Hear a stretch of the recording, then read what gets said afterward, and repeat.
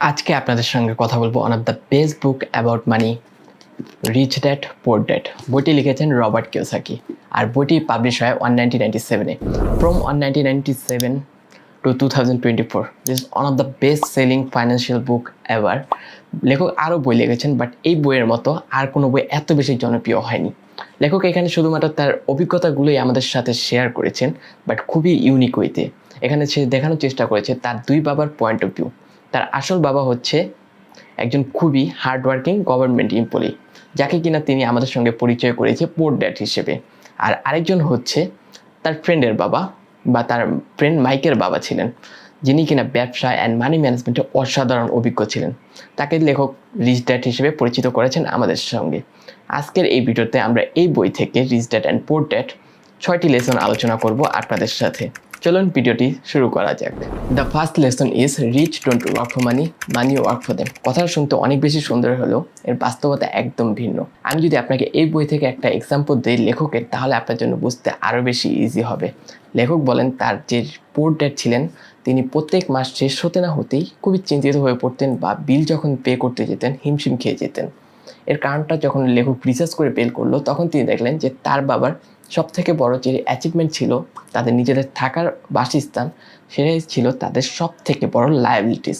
কারণ তার বাবার স্যালারির 50 থেকে 60% এখানেই খরচ হচ্ছে তার হোম লোন দেওয়ার জন্য, ইউটিলিটিস বিল দেওয়ার জন্য, ফোন বিল দেওয়ার জন্য, আরও নানাবিধ যে খরচগুলো রয়েছে এখানে তার বাবার সব থেকে বেশি খরচ হচ্ছে। যার কারণে মাস শেষে তার নিজের সেভিংসটা বলতেও থাকছে না।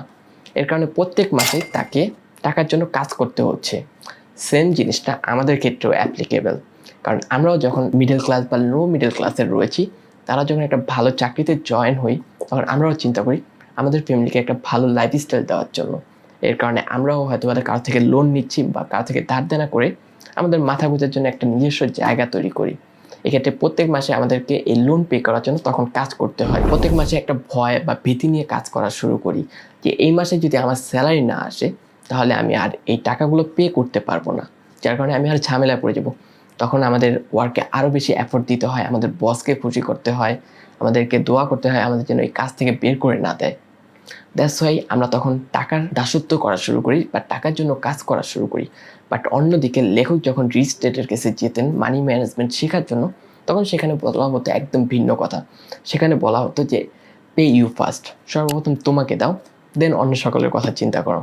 কারণটা হিসেবে উনি বলতেন যে যখন তুমি তোমাকে দিচ্ছ, এর মানে হয়তো তুমি তোমার উপর ইনভেস্টমেন্ট করতেছো, বা সেই টাকাগুলো তুমি অন্য কোথাও অ্যাসেটসে ইনভেস্ট করতেছো, যেখান থেকে তোমাকে আরও রিটার্ন কিছু দিবে বা রিটার্ন মুনাফা পাবে, যা তোমারই অ্যাকাউন্টে অ্যাড হবে। দ্যাটস ওয়াই এখানে আমরা বলতে পারি যে রিচ মাইন্ডসেট অ্যান্ড পুর মাইন্ডসেটের হিউজ ডিফারেন্সটা কোথায়। রিচ মাইন্ডসেট চিন্তা করে পে ইউ ফার্স্ট, বাট পুর মাইন্ডসেট চিন্তা করে ওকে দাও, ওকে দাও, ওকে দাও, ওকে দাও। দ্যাটস দ্য রিজন এখানে আমাদেরকে বলা হয়েছে rich don't work for money, money work for them. চলুন সেকেন্ড লেসনে যাওয়া যাক। সেকেন্ড লেসনটি হচ্ছে it is hard to keep and grow money. 1923 আমেরিকাতে একটা মিটিং হয়, যেটা কোনো সাধারণ মিটিং ছিল না। সেখানে সেই সময়কার কিছু greatest leader and richest businessman ছিল, তাদের মিটিংটা হয়েছিল। সেখানে ছিলেন রবার্ট হবসন, যিনি কিনা ছিলেন head of the largest gas company. আরও ছিলেন Charles Schwab, head of largest independent steel company, Leon Fraser, president of the bank of international settlement, Richard Whitney, president of the New York stock, and Jesse Livermore, the biggest stock speculator. ঠিক এই মিটিংয়ের 25 বছর পর দেখা গেল যে তাদের মধ্য থেকেই অর্ধেক হয়তোবা সুইসাইড করেছে, নয়তোবা দেশ ছেড়ে পালাতে বাধ্য হয়েছে। এই ঘটনাটা বলার শুধুমাত্র কারণ হচ্ছে আমরা যারা এখন ইনকাম করা শুরু করেছি, হয় অল্প কামাই করতেছি, নয়তো বেশি কামাই করতেছি। আমরা যদি এখান থেকে শিক্ষা নিতে পারি, তাহলে সামনে হয়তোবা এই জিনিসগুলো আমাদের লাইফে অ্যাপ্লাই করতে পারবো। আপনাকে মজার একটা রিসার্চের কথা বলি। আমেরিকাতে প্রত্যেক বছর একজন মানুষ গড়ে $51 করে খরচ করে থাকে লটারির টিকিটে।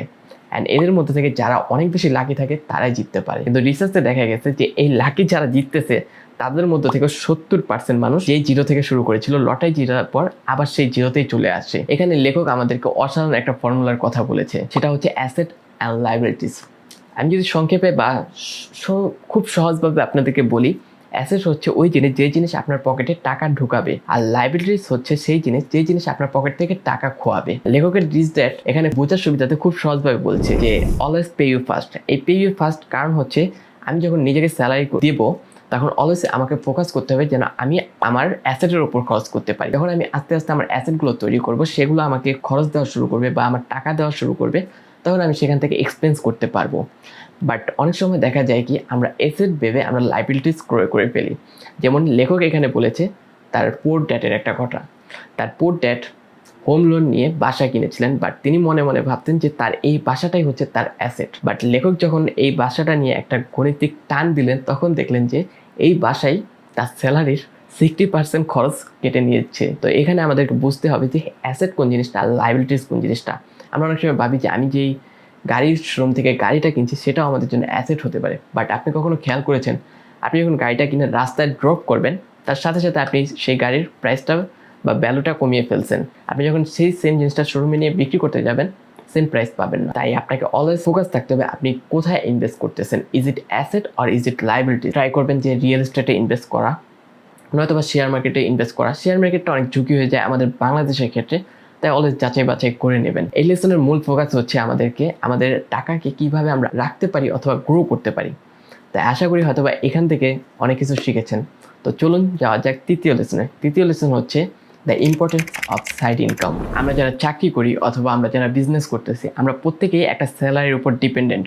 যখন স্যালারি আসে তখন আমরা সেটা দিয়ে আমাদের লাইফটা লিড করতে পারি। দেখা যায় যে আমরা যখন এই স্যালারিটা পাই, অনেক ক্ষেত্রেই বা অনেক মানুষের ক্ষেত্রে দেখা যায় যে এই স্যালারিটা অলরেডি তাদের এক্সপেন্সে চলে যায়। সেখান থেকে সেভিংস বলতে গেলে হয়তো বা করিকারি কিচ্ছু থাকে, বেশি অ্যামাউন্ট থাকে না যেটা আমরা কোথাও ইনভেস্ট করব বা আমাদের অ্যাসেট তৈরিতে খরচ করব।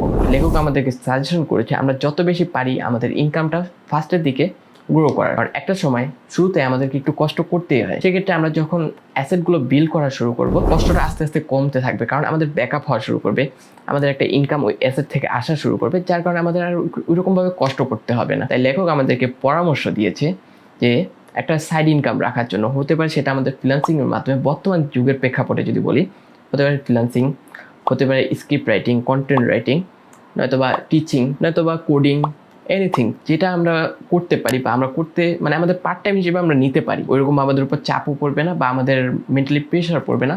সেক্ষেত্রে সাইড ইনকাম আমাদের জন্য একটা বেস্ট চয়েস হতে পারে। সেটা স্যালারি বা সাইড ইনকামের থেকে যে ইনকামটা হবে সেটা আমরা আমাদের অ্যাসেট বিল্ডে খরচ করতে পারি। আমরা দেখতে পারি যে আমাদের ওই স্যালারিটা আমাদের এক্সপেন্সে চলে যাচ্ছে, তাহলে আমাদের সাইড ইনকামটা আমরা আমাদের অ্যাসেট বিল্ডে খরচ করতে পারি। তো চলুন ফোর্থ লেসনে যাওয়া যাক। ফোর্থ লেসনটি হচ্ছে হাউ ট্যাক্স ওয়ার্ক। আচ্ছা, আপনাকে যদি বলি আপনার কষ্টে উপার্জিত টাকার মধ্যে আরেকজনের ভাগ দিতে হবে, তাহলে আপনি কি খুব সহজে সেই জিনিসটা দিবেন? অ্যান্সারটা হবে অবশ্যই না। বাট গভর্নমেন্ট আমাদের জন্য এইরকম কিছু একটা, আমরা যখন ইনকাম করি সেই ইনকামের উপর আমাদেরকে একটা ট্যাক্স দিতে হয়। ট্যাক্স হচ্ছে দুই রকমের, একটা হচ্ছে কর্পোরেটিভ ট্যাক্স আর একটা হচ্ছে ইনকাম ট্যাক্স। আমরা যারা সাধারণ বা নর্মাল মানুষ রয়েছি তাদের ক্ষেত্রে ইনকাম ট্যাক্সটা প্রযোজ্য, কারণ আমরা যখন বছরে 4 লাখ টাকা মিনিমাম ইনকাম করি তখন আমাদেরকে 10% ট্যাক্স দিতে হয়। আর সাথে সাথে যখন এই টাকাগুলো বাড়তে থাকে ভ্যালুটা, তখন ট্যাক্সের পরিমাণ বাড়তে থাকে। সেক্ষেত্রে লেখক আমাদেরকে বলেছে যে কিভাবে তোমরা রিডিউস করতে পারো ট্যাক্সকে, কারণ তোমাদের কষ্ট উপার্জিত অর্ধেক টাকাই তোমাদের বাচ্চা তোমাদের সরকার নিয়ে যাচ্ছে। তো সেক্ষেত্রে তোমাকে জানতে হবে যে যদি কেউ তোমার বাচ্চা নিয়ে যায় তাহলে তুমি কিভাবে তাদেরকে প্রোটেক্ট করবা। অবশ্যই তোমাকে জানতে হবে ল অ্যান্ড এনফোর্স কীভাবে রিডিউস করা যায়। অ্যান্ড সরকার, আপনি জানলে অবাক হবেন যে সরকার আপনাদেরকে এক্ষেত্রে অনেক বেশি হেল্প করে যে আপনি কীভাবে রিডিউস করতে পারবেন।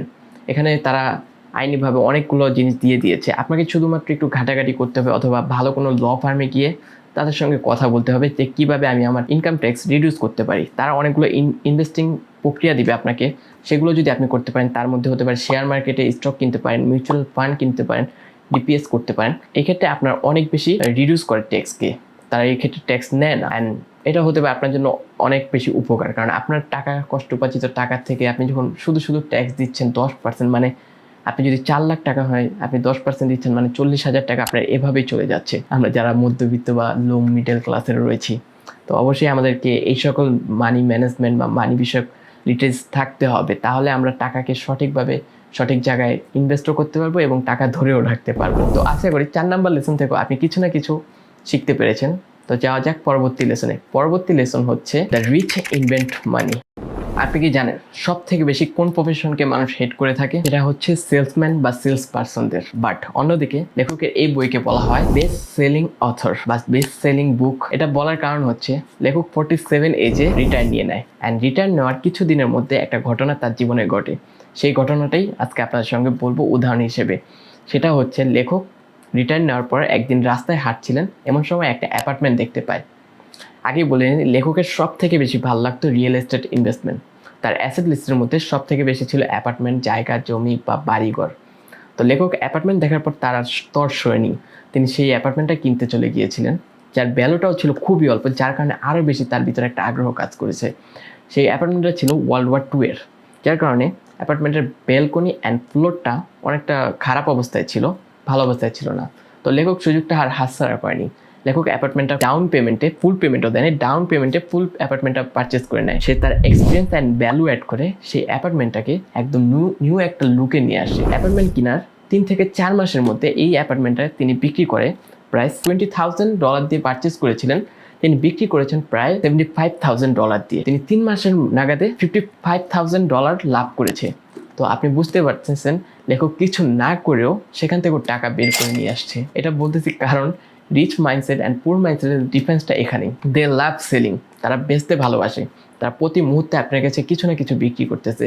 লাইক আপনি যদি তাকান পানির দিকে, পানি তো আমরা আমাদের হাতেও সামনেও পাচ্ছি, আমাদের বডির 70% পানি দিয়ে তৈরি, বা আমরা আমাদের কল চাললেও পানি পাচ্ছি। বাট কোনো একজন মানুষ তো এই পানি বিক্রি করে কোটি কোটি টাকা কামাই করতেছে। আরও যদি সুন্দর উদাহরণ দিই আমি আমার থেকে, লাইক এই বইটা না হইলেও হাজার হাজার বা মিলিয়ন মিলিয়ন কপি বিক্রি হয়েছে, বাট এখনও পৃথিবীতে অনেক মানুষ যারা আছে এখনও পড়েনি, বা সামনে যারা আসতেছে তারা পড়েনি, বা তারা বই পড়তে ভালোবাসবে না। বাট আমি যদি এর একটা সামারি তৈরি করি অডিও বুক হিসেবে, অ্যান্ড সেটা বিক্রি করা শুরু করি, নট ফ্রি, বিক্রি করা শুরু করি, এমন অনেক মানুষ আছে যারা এটা কিনবে যদি আমি ভালো করে সেল করতে পারি। সো এখানে মূল কথাটা হচ্ছে যে rich invent money from nothing. তারা জাস্ট তাদের এক্সপিরিয়েন্স অ্যান্ড ভ্যালুটা অ্যাড করে, আর কিচ্ছুই না।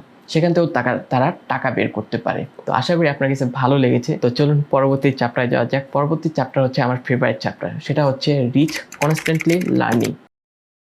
জেফ বেজোস একটা কথা বলে থাকে, সেটা হচ্ছে ফার্স্ট লার্ন দেন আর্ন। আপনি জানলে অবাক হবেন, এক রিসার্চে দেখা গেছে প্রত্যেকটা $1 বিলিয়ন এম্পায়ার খাড়া করা যায় ফার্স্ট জেনারেশন বিজনেসম্যানগুলো রয়েছে, তারা সব থেকে বেশি বই পড়তে ভালোবাসে। এমনও দেখা গেছে প্রত্যেক বছর তারা 50টারও বেশি বই পড়ে শেষ করে।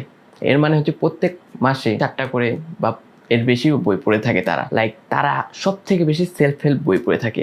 আরও জানলে অবাক হবেন লার্নিংয়ের কত বেশি গুরুত্বপূর্ণ রয়েছে বা পড়ার কত বেশি গুরুত্ব রয়েছে, সেটা যদি আপনি ইলন মাস্কের দিকে তাকান।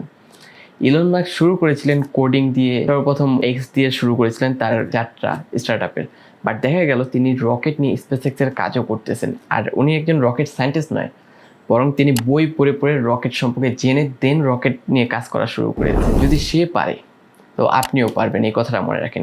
আমাদের মাইন্ড হচ্ছে সব থেকে অসাধারণ একটা প্রযুক্তি, বা এআইয়ের উপরে আমাদের মাইন্ড। যদি আমরা আমাদের মাইন্ডকে ট্রেন করতে পারি ঠিকভাবে, তাহলে দেখবেন আমাদের মাইন্ড দিয়ে দুনিয়ার যে কোনো কিছু করা সম্ভব। লাইক আপনি এই বইটা পড়ছেন, এই বই আপনি মনে করেন সব থেকে খারাপ বই এটা পৃথিবীর, যদি এই বইয়ে একটা ভালো কথা থাকে, সেই একটা কথাই আপনার মাইন্ডে বসে পড়বে। That's the reason. একটা সময় গিয়ে দেখবেন এই একটা ইনফরমেশন আপনার জীবনে অনেক পরিবর্তন আনতে পারে। এমন লেখকের একটা জিনিস আছে, লেখক একটা কোর্স করেছিলেন, $384 ছিল, রবার্ট কিওসাকি কোর্সটা করেছেন। অ্যান্ড সেই কোর্স থেকে তিনি যেই জিনিসগুলো লার্ন করছে, শিখছে, সেগুলো তার লাইফে অ্যাপ্লাই করার পর তিনি $2 মিলিয়ন প্রফিট করছে। লাইক চিন্তা করেন যে একটা $384 কোর্স তার জীবনের আমূল পরিবর্তন করে দিছে। এটা লেখকের ক্ষেত্রে লার্নিংয়ের বিকল্প বা শিখার বিকল্প কিছুই নেই। আমাদের যে কোরআন রয়েছে, কোরআন শরীফ, সেখানেও রয়েছে ইকরা, পড়ো তোমার প্রভুর নামে, পড়তে বলা হয়েছে। পড়ার মধ্যে রয়েছে সবচেয়ে বেশি বরকত। আপনি যত পারেন, যত জায়গা থেকে পারেন, সেলফ হেল্প বই বলেন বা উন্নয়নমূলক বইগুলো রয়েছে, সব থেকে শেখার চেষ্টা করেন। আপনি যদি প্রত্যেক দিন 10টা পেজ করে বা একটা পেজ করে পড়তে পারেন, অ্যান্ড সেটা মনোযোগ দিয়ে পড়েন, তাহলে দেখবেন আপনার জীবনে অনেক পরিবর্তন আসবে। আমি শুধু বলার কারণে বলতেছি না, ইটস হ্যাপেন, এটা হয়। আপনি শুরু করতে পারেন আজ থেকে, এখন থেকে শুরু করতে পারেন। কারণ শুরুটা শুরু করতে পারা সব থেকে বেশি গুরুত্বপূর্ণ, যেটা আমরা অনেকে পারি না। লাইক আমি টার্গেট নিয়েছি প্রত্যেক সপ্তাহে 2টা কি একটা ভিডিও আমি দিবই। সো আমি সেটা ট্রাই করতেছি, হয়তো পারি, কিন্তু কনস্ট্যান্টলি আমি করার চেষ্টা করতেছি। আমি বই পড়তে ভালোবাসি, অনেক বেশি আমি বই পড়ি। সো চেষ্টা করি আপনাদের সামনে প্রত্যেক সপ্তাহে একটা করে বই নিয়ে বা রিসার্চ ভিত্তিক কথা নিয়ে আপনাদের সামনে প্রেজেন্ট করার। তো যদি আজকের ভিডিওটা ভালো লেগে থাকে তাহলে একটা লাইক দিবেন। পাশে থাকার জন্য আপনাদেরকে ধন্যবাদ। ভিডিওটা যারা শেষ পর্যন্ত দেখছেন তাদের যদি ভালো লাগে বা আমার কথা বলা যদি ভালো লাগে তাহলে একটা কমেন্ট করে জানাবেন যে আমার আর নিজের মধ্যে কী কী ইমপ্রুভ আনা দরকার আপনাদের কাছে প্রেজেন্টেশন এইভাবে প্রেজেন্ট করার জন্য। আর যদি এরকম আরও ভিডিও চান তাহলে একটা সাবস্ক্রাইব দিয়ে আমাদের সাথে থাকতে পারেন। আপনাদেরকে ধন্যবাদ। আসসালামু আলাইকুম। আর যেতে আরেকটা কথা, পরবর্তী কোন বইয়ের রিভিউ চাচ্ছেন সেটা কমেন্ট করে জানাবেন। ধন্যবাদ। আসসালামু আলাইকুম।